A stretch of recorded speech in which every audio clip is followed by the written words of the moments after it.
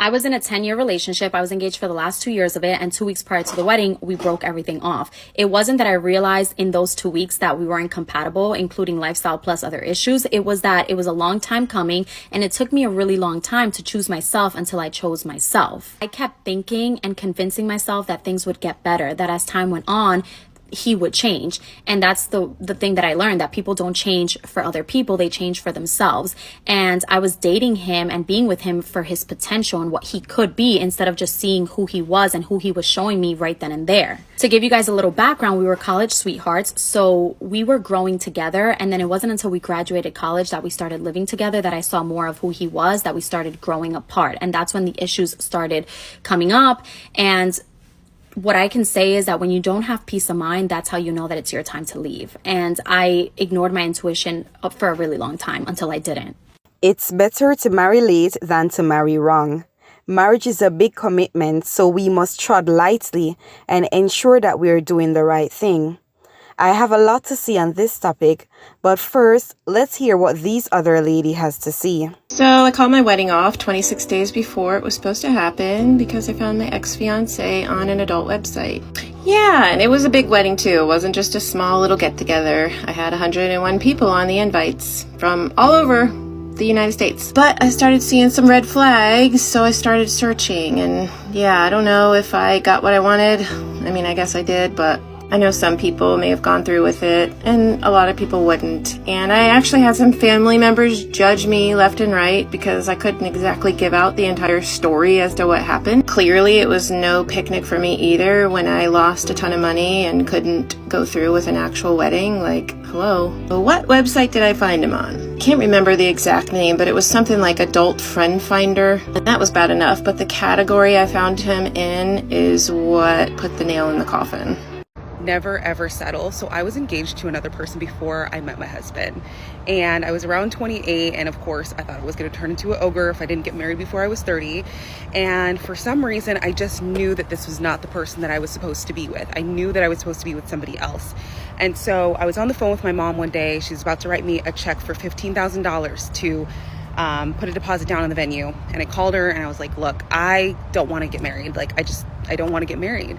And looking back on it, I definitely didn't want to marry this person. I didn't feel motivated. I didn't feel supported. I felt like I would have to financially support us or do 50-50 for the rest of my life. And I didn't feel like I could go to this person and be like, hey, I want to try something new, or I don't want to pay bills right now, or give me $1,000. Like, I didn't feel like I could go to that person and say these things. And so I broke off the engagement. I was single for a little while, and then I met my husband. And now my husband, like, I can call him right now and be like, hey, like, I want to become a flight attendant. And he'd be like, yes, drop everything. Let's do it. Or I want to be like a karate instructor, or I want to get my PhD. And my husband would be like, yes, I'm motivated. Let's go to the gym. Let's go running. Let's do all this stuff. Like, my husband's very motivating for me. Like, he knows how to push me. He knows me. And I just didn't feel that with anybody else. And I'm so glad that I waited until I was 34 to actually get married, because it just felt right. Like, it felt like the right thing, and it still does. So never settle, because I'm telling you, right around the corner is the exact person that you're supposed to be with, the person that will motivate you for the rest of your life to be the best version of yourself. So good luck. What I've noticed with all three women is that they trusted their gut feeling or their intuition, and they did what they believed was the best thing to do. Being joined together with someone else and the two of you becoming one is not something to joke about. Standing before God and making vows is very much serious, and as such, we want to ensure that we know what we're getting into. Ladies, it's our responsibility to look out for ourselves and ensure that we aren't marrying a man who is a walking red flag just because we want to be a wife. Being a wife is much more than a title, because it comes with lots of responsibilities that many aren't ready for as yet. But let's save that conversation for another time. As one of the ladies said, she knew that if she went ahead with the marriage, she would be stuck in a 50-50 relationship, and she didn't want that for herself. She didn't want to marry a man who couldn't take care of the family's finances. She didn't want to marry a man who couldn't lend her some money if she were to be in need. Ladies, no matter how in love you are, you must thoroughly analyze what you're getting yourself into. You should know what you can put up with and what you cannot. Many fall into the trap of marrying a man because of his potential. So you know he's ambitious and that he can make it in life if he applies himself, so you're willing to take the chance.